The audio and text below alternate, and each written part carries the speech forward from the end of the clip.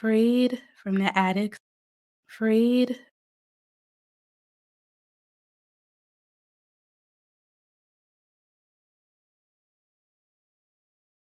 freed from the attics of your history, you will find me at this memorial for peace and justice. Once shrouded in the shadows of shame and bigotry, I'm now drenched in the truth of sunlight, but will you hear me? Near a river that once shipped men and women in bondage, you'll see how hate first shackled and chained me and dragged my ancestry across the sea. Agony washed across my face as humanity, stolen from our land, was snatched from our arms. I became a commodity to the economy, 3/5 of a person. Even I condoned me. Although I was emancipated, the violence reincarnated into this hunger of racial terrorism. It imprisoned all of those who looked like me with fear. The victims' names are inscribed in 800 columns. Written across these walls are their stories about how they made caricatures of our character based on our skin color. When we said we were innocent, they called us criminals. Two black teens accused by a white girl of being threatening were lynched together. When we voiced injustices, they strung us high to die. A wife was hanged with her unborn child for questioning her husband's hanging. I am those teens. That family is me too, and we are more than 4,400 lives who are lynched, shot, and burned alive. But due to your silence, the violence didn't die.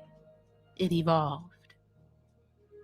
We were dehumanized by Jim Crow laws and policies, but we marched against the calls of white supremacy because we heard our calls to press on against injustice and to honor our bodies. My history is your history. My blood fed this soil. 6-foot-long monuments as bronze as my skin lay on the ground waiting to be claimed by the counties where these atrocities occurred. The rough surfaces are engraved with the names of those victimized in the violence we have not recognized until now. I know I am hard to listen to, but we cannot heal as a country if we don't recognize the wound. Otherwise, we will continue down this road of demise, and the violence will continue to thrive in the silence.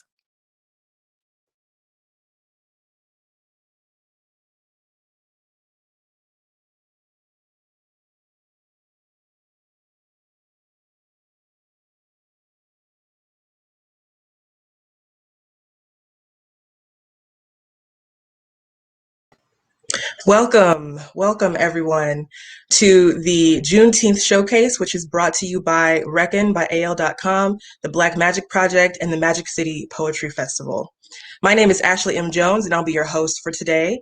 I'm a poet. I'm the author of 2 books of poetry, Magic City Gospel and Dark Thing, and I'm the executive director of the Magic City Poetry Festival. I'm so excited to host y'all today for this amazing hour-ish of poems and performances by Black artists. So before we get started, I want to thank some amazing women who've helped me to put this together. I want to thank our team, Star Dunnigan, Kavolsha House, and Rebecca Walker Benjamin for helping this all come together. It's really been an incredible journey collecting all these amazing artists to show you guys today. I also want to thank the board of directors from the Magic City Poetry Festival, Monique Jones, Laura Secord, Alina Stefanescu, El Lamar Wilson, and SHAUNTEKA Curry for all of their support and assistance as well. My favorite poet, Lucille Clifton, has a piece called Why Some People Be Mad at Me Sometimes. And it goes, "They want me to remember their memories, but I keep on remembering mine." Juneteenth is a day where we remember our memories as Black people. This holiday commemorates the freedom of all slaves in the United States of America. It wasn't the Emancipation Proclamation that did this. It was Juneteenth that really commemorates when we were all free in America. Now, we all know that that freedom is not truly free. We are still fighting for our rights as Americans, as we have seen in the recent weeks with the protests and all the activism that's happened. So I want to start us off with a woman who I call my pastor, because whenever she performs, I catch the Holy Ghost in one way or another. So we want to bring in YOGI DADA, who performed for us this morning.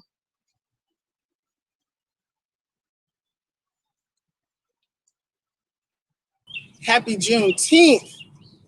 I am going to share today through my djembe, the African drum out of West Africa. Her name is Worship. I'm going to share two pieces today. I'm going to play So Makossa with the Fanya All-Stars and Obey Woman by Nina Simone. And my beautiful sister, Star, is going to handle the sound for me. So we're going to get started, okay? Today we are celebrating freedom. Amen. Con ustedes, go, sister. Por primera vez en Puerto Rico, Manu Dubango, Sol Makossa. Africans, Africanas.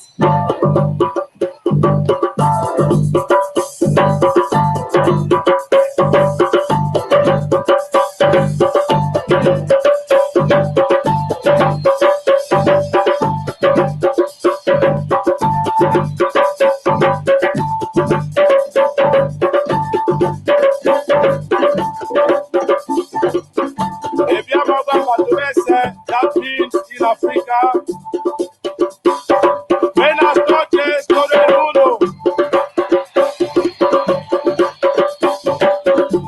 Yo soy muy alegre de estar aquí esta noche con Fania All-Star.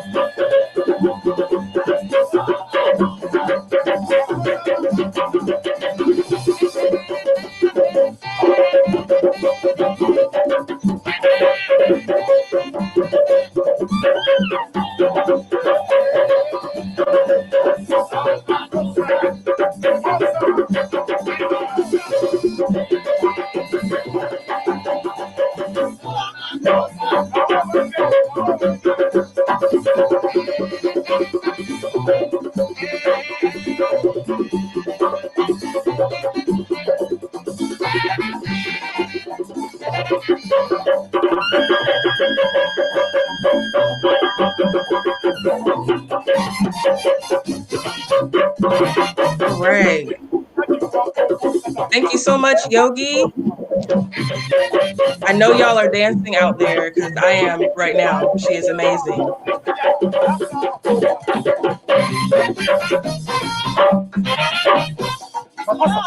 Thank you, Yogi. And y'all make sure to check out her website too. She has these incredible hand-painted earrings. She does full canvas art as well. Please support her. Next up, we have a woman whose power on the mic truly precedes her. I am convinced that me and SALAAM Green are distant cousins somewhere down the line because our people all come from Greensboro, Alabama. So let's welcome our Magic City Poetry Festival 2020 Eco Poetry Fellow, SALAAM Green. Hi, everyone. Today I'm going to do two pieces. Thank you for having me. Break me, for I am bread. My body, THE, the body. Thirst for me as if the tip of my tongue was the last drops of water left on earth. Sip from the Africa of my lips. Dip your finger into the overflow of my deep. Now breathe. Breathe in the Black woman. Go ahead, breathe. Bear the uneasiness of her beauty. Rest in her compassion. Bless her as she prays for you. Breathe as if you are taking your last breath, as if that breath is dependent on all your joy. As if that breath is dependent on the joy of your Black sons. As if that breath is dependent on the joy of your Black daughters. Go ahead and breathe. Bear the uneasiness of her beauty. Rest in her compassion. Bless her as she prays for you. Breathe as if you are taking your last breath. Wipe the dust from the bottom of your crusty feet and breathe. Crawl inside her rib cage. Make yourself home again. Breathe. Sweet home again and breathe. I say yes, sip from the Africa of God's glorious lips and breathe. And breathe. This is a glorious day. I thank the Magic City Poetry Festival. I thank Reckon. I thank everyone who's out there today. I thank Ashley Jones and her board for the opportunity for the Eco Fellowship. Healing is at hand, Birmingham. Revolution is at hand, Birmingham. No fear shall succeed or stop the efforts of the righteous, for healing is at hand, for revolution is at hand. No sister, no mother, no daughter shall witness the blood of her father, son, brother, or lover without the face of truth revealing itself, for healing is at hand, for revolution is at hand. Our children are watching. Our children are no longer waiting. Our children are moving. Our children are speaking. Our children are transforming. Our children are protesting. Our children are listening. Our children are liberating. Our children are telling. Our children are freedom. Our children are joy, redeeming grace, mercifully and beautifully loved. Strengthened our hearts in the midst of the lie. Black folks shall not continue to die. Black folks, we shall not continue to die. We shall pray, we shall fight, and we should love like hell. The demand for peace is at hand. The demand for justice is at hand. The demand for better climate solutions is at hand. The demand for healing is at hand, Birmingham. The demand for revolution, Birmingham, is at hand. Birmingham is at hand. Go ahead and breathe.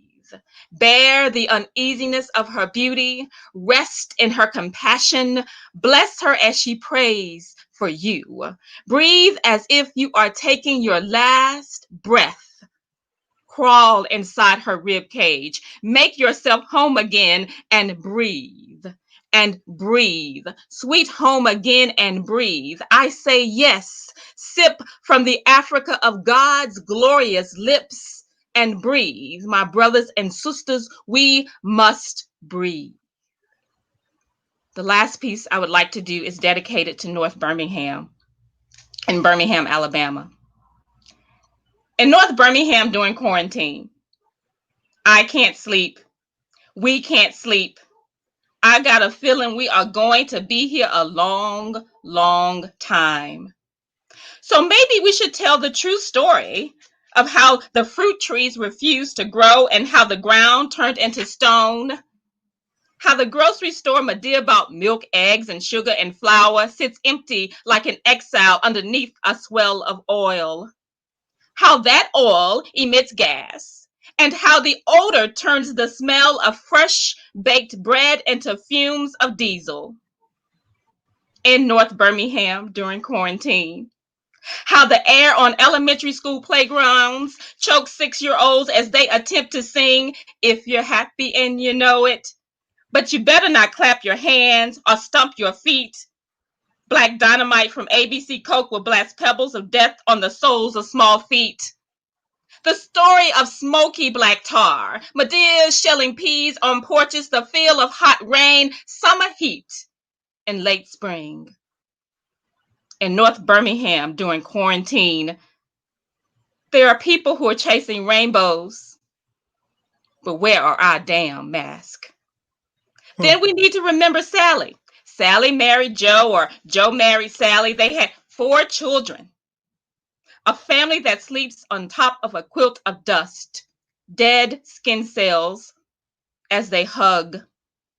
Because hugging is safer than dying, safer than drinking tainted water, poison from rotten pipes like the body of snakes, massive leaky pollution. In North Birmingham during quarantine at Sally and Joe's blue North Birmingham house. Go ahead and breathe.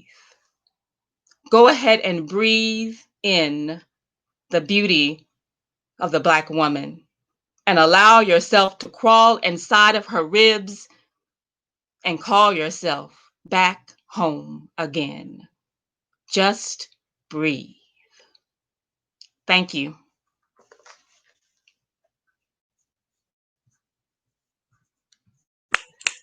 Thank you so much, SALAAM. That was incredible. I'm so glad that we have this poetry going on right now because honestly, I was a little nervous going on with AL.com, but hearing these words has really started to soothe my spirit. Thank you so much.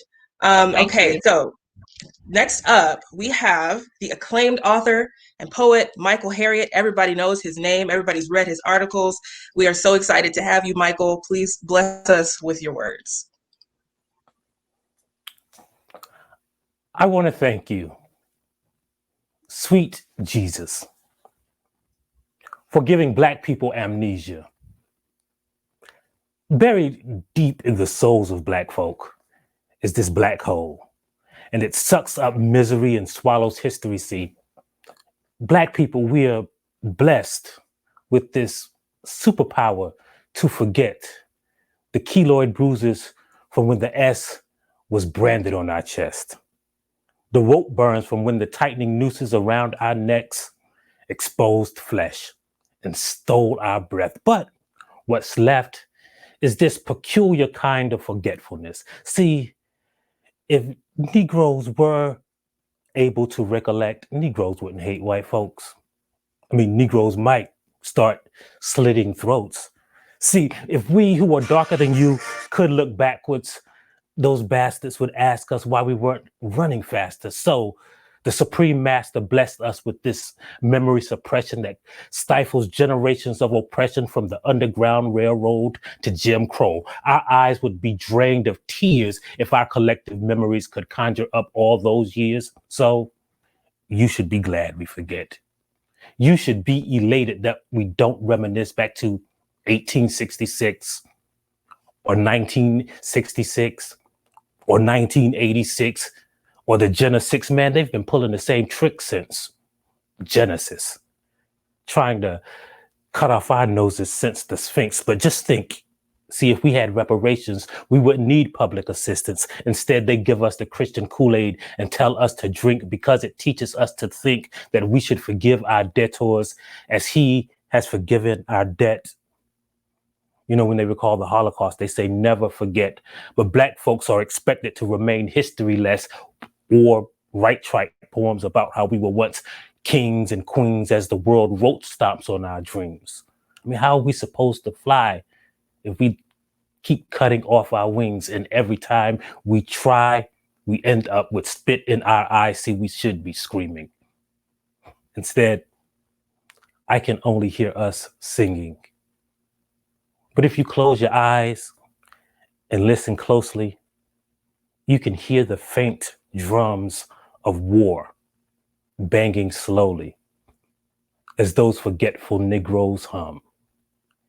And before I be a slave, I'll be buried in my grave and go home to my Lord and be free.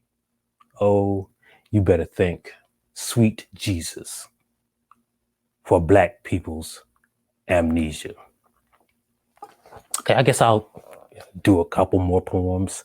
So it's Juneteenth, so I think I'll just stick to a few Black poems. Black people are not a monolith.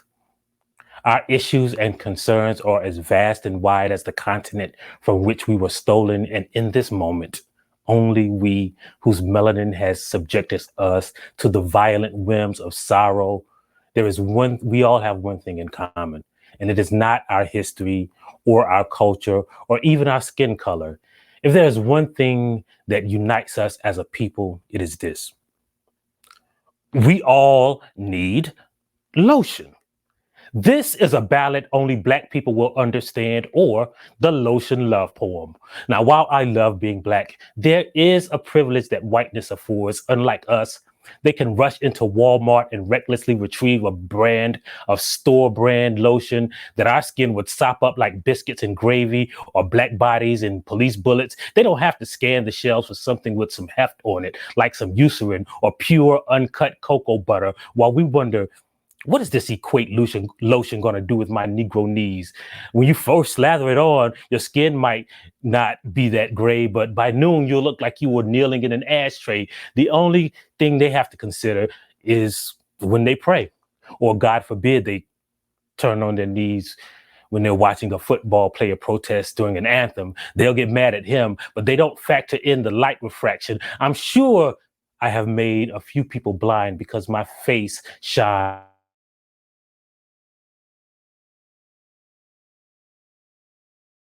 It's black and shiny like a turned off iPhone. And when winter hits, every Black person becomes an amateur chemist and switches to coconut oil or to the butters, cocoa, the all-powerful shea. Shoot, I even tried Land O'Lakes, something with a higher viscosity to fight the ashiness, not that aloe vera BS and whatever it is they put in hotel bottles.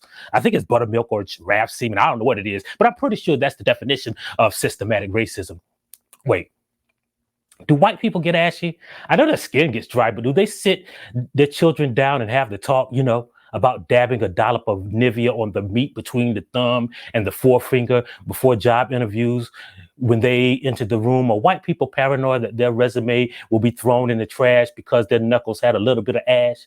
Do they worry that they won't be judged by the content of their character, but by the color of their ankle backs? And yeah, ankle backs are a scientifically correct anatomical term. I looked it up, and it's, the part right here on your ankles that sometimes get a little chalky, and you can only solve the problem with something extra thick like Palmer's or Overessi or, bacon grease. White folks get cool names for their ingredients like Olay Regenerist or mango seed oil. Probably ain't nothing but Crisco and perfume, but they'll have you thinking that the lotion you consume is made of rhinoceros tears and the blood of Jesus. We're used to euphemisms like how urban or inner city means Black people, or set in their ways mean white supremacists, or I'm sorry, I was talking about lotion, right? Yeah, I love being Black. But perhaps the greatest privilege that whiteness affords is not that they can wear hoodies while they are Skittle shopping, or that they don't have to contemplate their mortality when the police stop them. It's the ability to live and walk and talk and breathe and never having to wonder if they will become a number because of the color of their skin. And even when I am well moisturized, I will reflexively check my ankle backs just to make sure that they are free of ash. And Black people, we are not a monolith, but we can all agree, whether you use Neutrogena or Vaseline, or In an emergency situation, you have to resort to your own saliva. Look, you got to do what you can to survive this. And perhaps the only difference between black and white is that every moment of our life is spent thinking about how the color of our skin defines us to the world around us.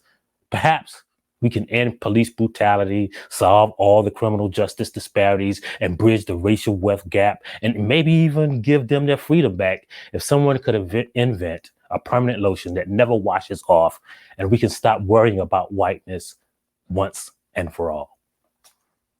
Okay, this last poem is dedicated to the people who, have been watching, and, I think no one has addressed this yet. This poem is for the voices of the unheard, for those who bear the burden of the unspeakable pain. And, none of these other poets are going to say your name, so I will. This is for you. All the white people who have to listen to black poems at poetry shows. I mean, why we always got to talk about black stuff at poetry shows, and who will speak for thee? O ye unsocked wearers of Birkenstocks and flip-flops, come unto me, and I will give you rest. Lay your weary heads on my chest, and I will offer solace from the populace of the dark-skinned slingers of side-eye, yelling out the N-word all willy-nilly, forcing your white fragility to reminisce. I mean, why they always bringing up old stuff like slavery, like history, like, truth?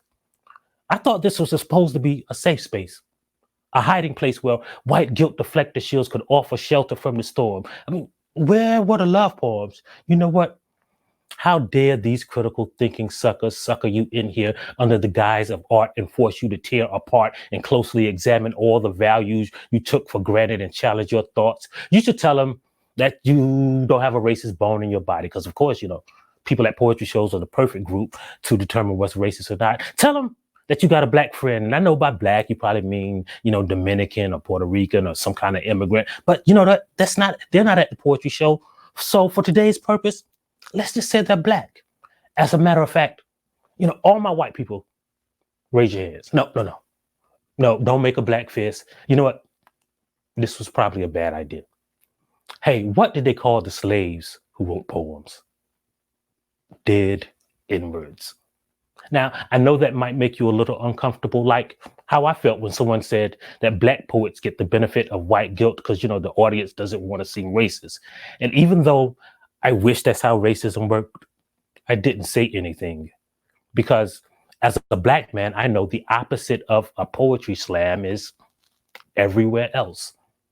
Away from these stages, we must erase a few levels of bass in our voices, make instant choices, live empty-handed, cannot reach for weapons or wallets or dreams, must whisper, walk non-threateningly around white women in parking lots of Target, lest we become one, a dead N-word. That same night at the poetry show, I saw another poet leave and make an illegal left turn. And when the cops descended, me and the other poets immediately reached in our pockets, pulled out our phones, and turned our cameras on. And as we stood there holding these devices like New Millennium Freedom Papers, I finally remembered why we embraced these stages for 3 minutes of liberty. And I was going to say something, but by then, all the white people at the poetry show were gone, were probably safe at home. What do you call us, the slaves who write these poems? Well, today is Juneteenth, so you can just call us free. Thank you.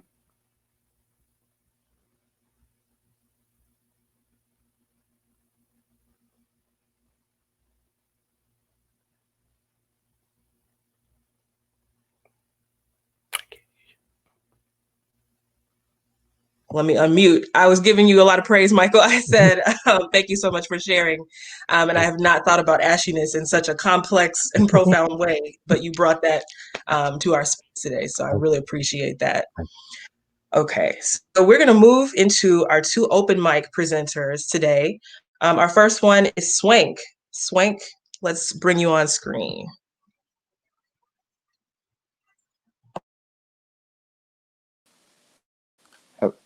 Hello, good afternoon. Go ahead. I wrote a short piece. I titled it "A Letter from the Peacekeeper," a letter from the future. And it reads, do we ever stop to think how bright the room may be to the light bulbs?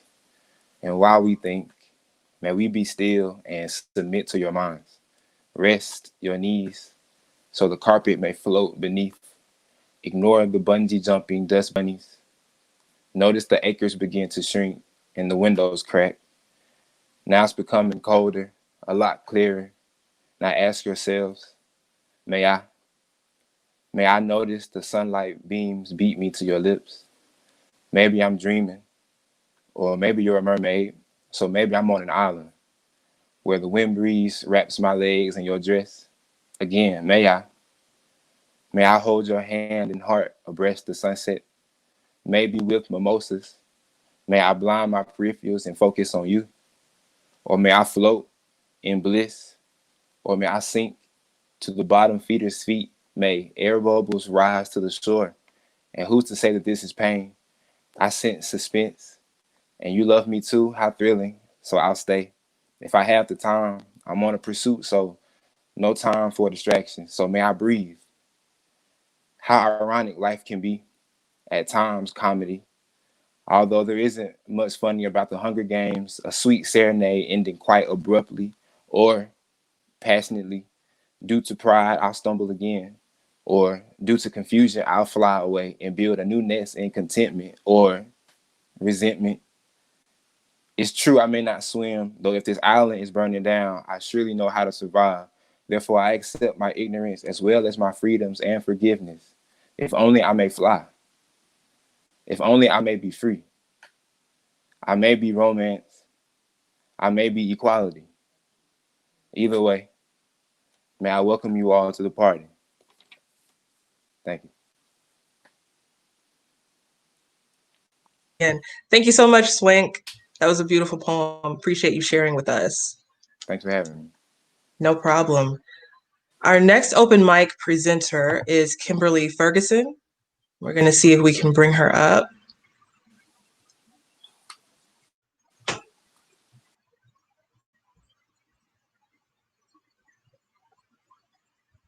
Let's see. Kimberly, are you there?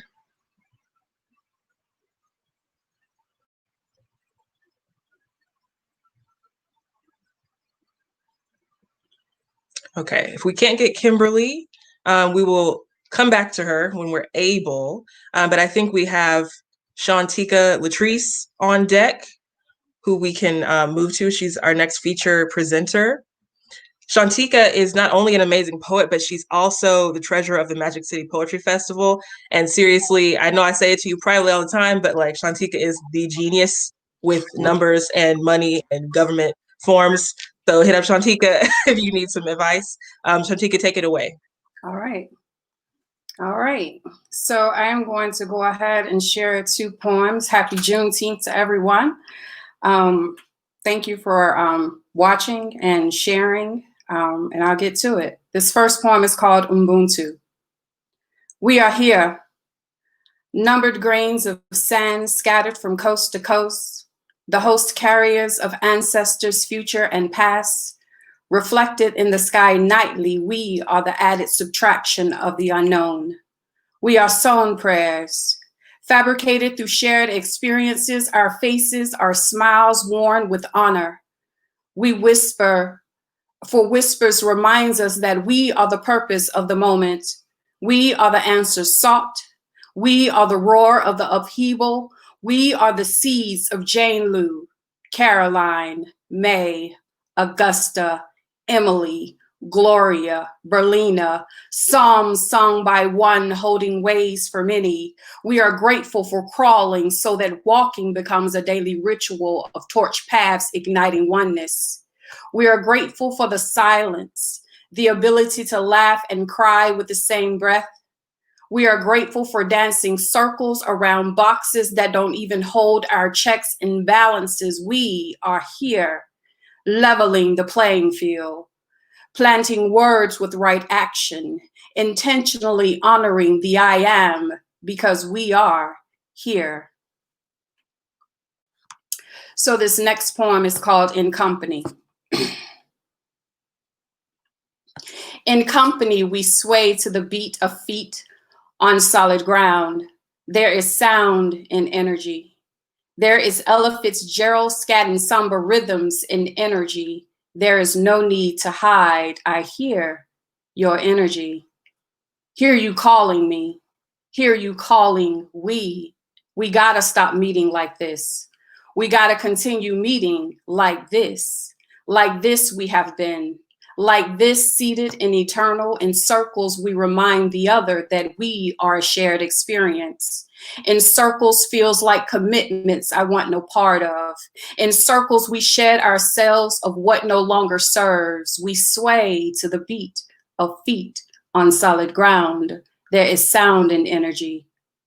There is the horn of the clock bite piano rhythms in energy. In energy, we wax and wane. In energy, we swell full. In darkness, like the sane, we know nothing of tomorrow.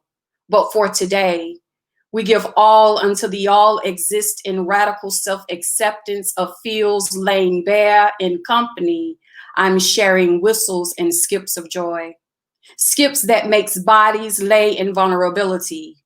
We are otherness, rising toward awkward. Toward awkward, we become the only being to which we weigh our progress against. We sway to the beat of feet on solid ground. There is sound in energy. There is air carrying sound that only we can hear in energy. There are whispers walking wilted spirits in energy. There are agreements of lifetime past. There are swift wind swells birthing new stars dancing within constellations. We are the cracked tears of this atmosphere. We are pouring light. We are extreme dreams. We separation anxiety in company. We increase paranormal activity. We Saturn station direct. We the consciousness shift. The 3 degrees behind Venus opposite Mars. We new moon in Cancer. Unlearning to relearn that our scars heal themselves in time.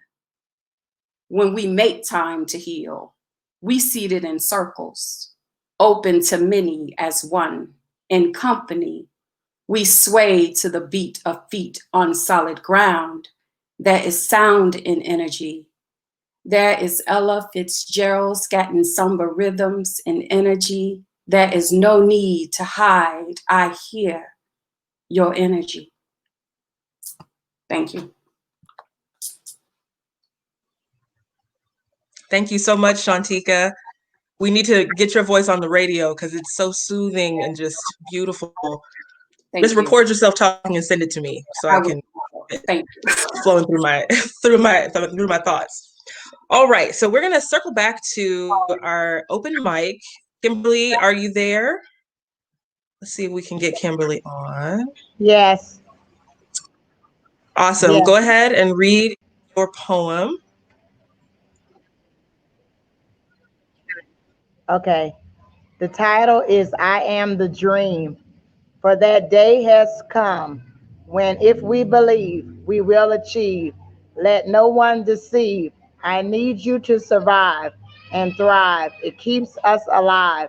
This country owes us an apology for the lack of equality. We are mistreated for the color of our skin. Instead of looking within, then wondering why we can't win. Let me begin. Spreading misinformation in our current White House administration and for mass incarceration and the lack thereof proper representation. You shoot us, then want to recruit us for saying we are outcasts and won't last, for oppression and voter suppression, for planting dope in the hood, then saying we will never do good. Our youth need the truth to discover and be able to recover. We will excel. We remember when we fell and could only yell. We were taught to never tell, then wonder why we aren't well. We are free. Yes, you and me. All we have to do is see. Dr. Martin Luther King paid the fee.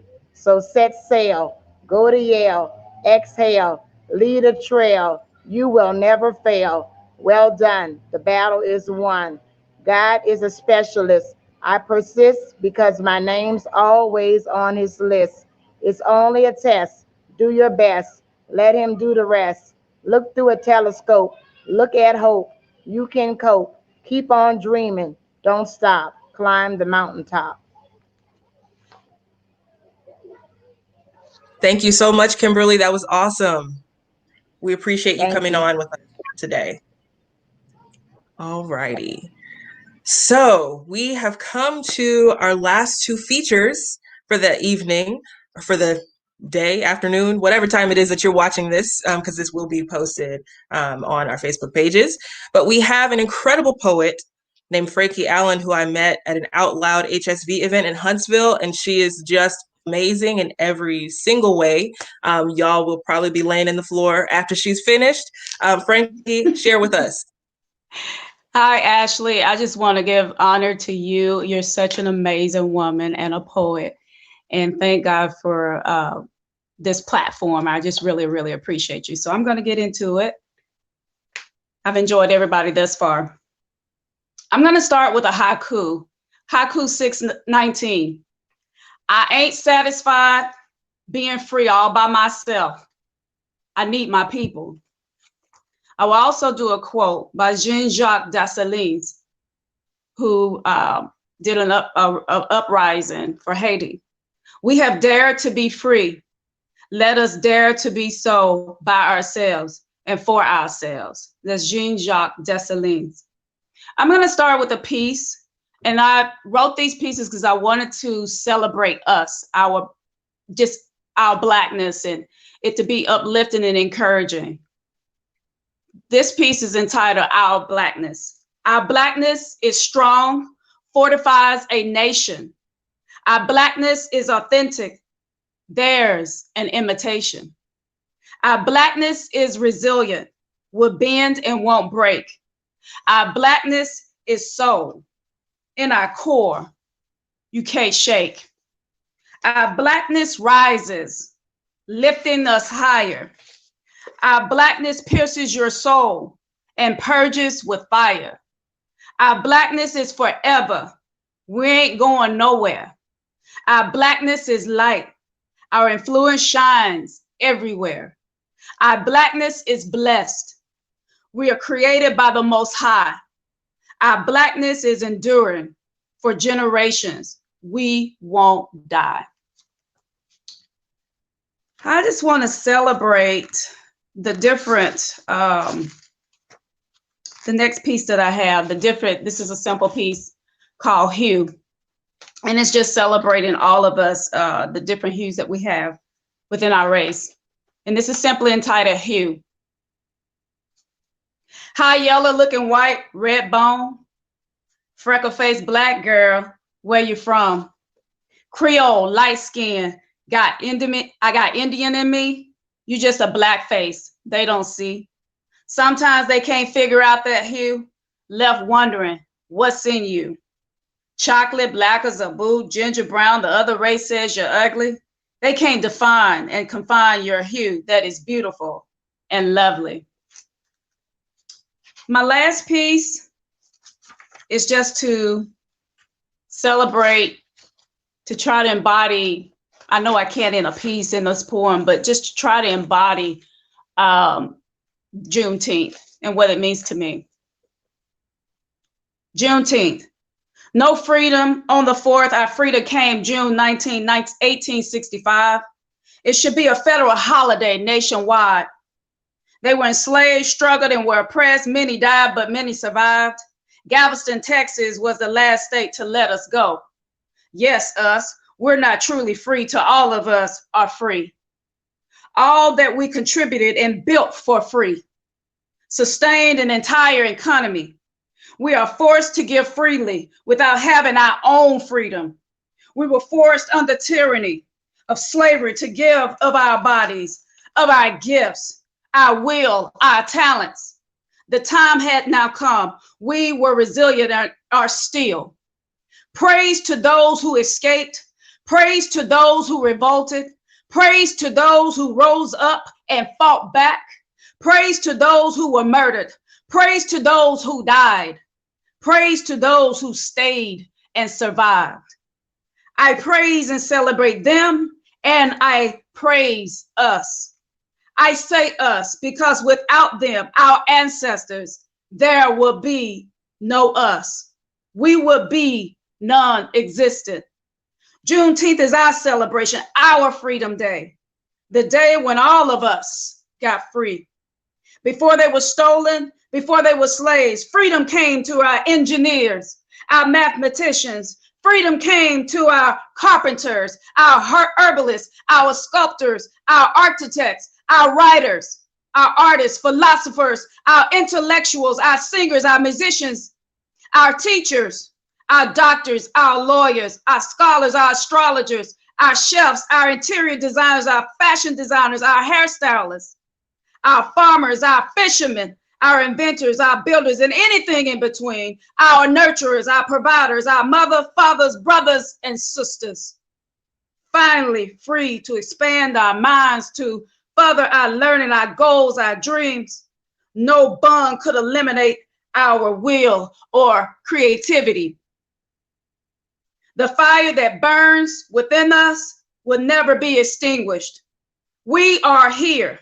It doesn't matter who wants us here. We are here.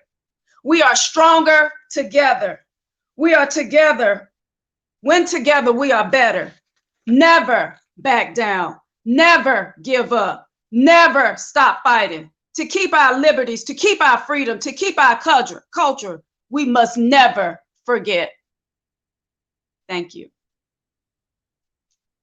Froze. Amen. Thank you, Frankie. That was beautiful. And we will never stop fighting for our liberties, which, if y'all don't know, we don't have them all right now. Even though it's so many years after the abolition of slavery, we're still fighting. So before we bring on our last feature, I'm just going to do a quick poem for you guys. As I said, I am a poet, so I'm going to share a little bit of a poem from my second book, Dark Thing. It's called Who Will Survive in America? Or 2017, a horror film. All year, I have worked against this feeling, this country, this raging wreck from sea to shining sea. Do you know what it means to wake each morning, to realize your own brown hands aren't enough to protect you, that the likelihood of any given day being your last one on Earth is too high, that we are more likely to find life on Mars than to ever actually fix that fatal likelihood. And we'll probably just continue with our meaningless Starbucks orders, fill the house with Nina Simone and call that woke, value furry collared creatures over our own human kin. Sometimes, seems like they can smell our otherness. Seems like we sparkle with something fiery in the sunlight. But not even our spectacular crystalline glitter makes it easier for them to believe that we have any inalienable right to breathe. Thank y'all. So I want to bring on our final feature for the night, day, afternoon, whatever time you're watching it, as I said. These two poets I sort of think of as my little cousin poets. And they are Eric Marable Jr. and Jamon Ariel Hill. They co-founded the Flourish, Alabama, which is an organization that produces a monthly showcase series called The Flourish. They also teach workshops. Definitely hit them up if you want them to visit your school or whatever group to do their amazing work with students. And they also have this amazing one-man show that Jamon stars in called Black Enough, and I'll let them take it away. Hello, y'all. Good people, beautiful people. What's poppin'? Jamon Hill here. Eric Marable Jr. And yeah, go ahead, AKA. AKA Marvell. What's poppin'? We are the two of the core 4 team of the Flourish, Alabama, co-executive directors. Please visit theflourishal.com to find out more about the work that we're doing within the city and the partnerships that we're creating. Please, please, please take a look at theflourishal.com or Instagram, Facebook at Flourish Alabama, Google us. But we got 3 poems for y'all, so we're gonna go ahead and get started. Take it away, Eric. What's up, y'all?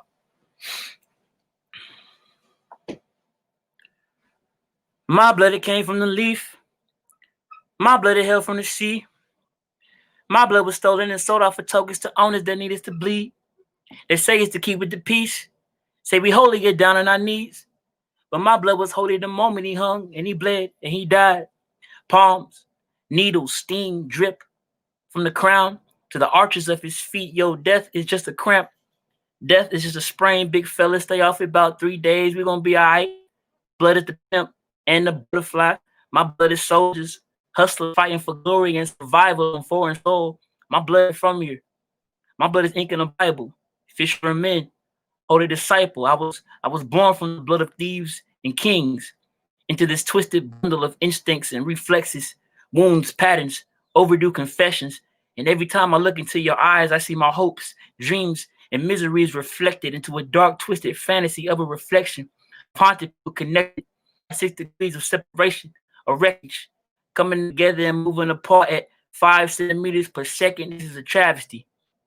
Illusions who've become married to the vanity, but my blood, it came from the leaf. My blood, it hailed from the sea. My blood was stolen and sold off for tokens to owners that need me to bleed. They say it's to keep with the peace. Say we holy, get down on our knees. My blood is holy. We got baggage, we got history, and I don't know if ignorance is bliss, and I don't even know if I exist. Sometimes it's hit or miss. I done been through the abyss. I guess I live, but I can tell the tale, but I can't promise I'll forgive. Yeah, bars. Take it away, bro. All right. The revolution will not be comfortable. It was not made from comfort, nor was it made to make you feel comfortable. Niggas march in the same streets we get killed on. Sleep in the same beds we be murdered in. Hold cookouts in the same backyards the police pull up on with cold cuts and cheap cheese little smokies where they smoke little man like a loose cig. We done lost whole niggas over loose cigs. Cops will get on one knee to propose, same way they did to end a life. I suppose the proposal won't get as many likes these days. I can't tell if a kneeling cop is support cap when cops cap niggas on the regular. I got bad knees and stress. Why would my poems have trigger warnings when America don't? Why do the mention of Skittles need a trigger warning? Or sleeping? Every time I talk to a black woman, I am afraid of what will come of them or my 5 sisters. I live in Alabama. I can't pass a forest without pondering the trees, their strongest branches, and if they've held more than silence in the dark of night or dead of day, we dead of day as ever. I see nooses in my sleep. I spit happy poems and see nooses in my sleep. I wake up and see nooses on my feed. They in the news now. No trigger warning, just a suicide diagnosis. I count my sisters before I go to bed and count my brothers when I wake up. Some go loud and some go quiet, but none with justice. That is the pattern. And I laugh with the same mouth I mourn with. The same body they pointed the AR-15 at, make a mean tater-tot casserole in the same kitchen they'll kill me in. Don't tell me what a revolutionary act is when I seen them turn bedrooms into burial grounds. I'm finna get lit tonight. I'm finna find joy and post a meme that made my day. I'ma attend all my Zoom meetings with no pants on, except this one. I'm finna dance. I'm finna dance. I'm finna dance. I'm finna dance all over my IG story and still be the rage you fear. Ready in the chamber, steady in the hand. I can multitask. My niggas know what I mean. All right, and it's time for us to do a group piece. All right, we're gonna end with a group piece. Once again, the Flourish, Alabama. I guess it's on the little thing right there. Y'all see the little banner. Yeah. How do I point to it? You got it. You got it. You had it there. All right, so this is our last piece. This kind of encompasses the message that why we go to the schools that we do, why we work with the kids that we work with. So I hope you enjoy it.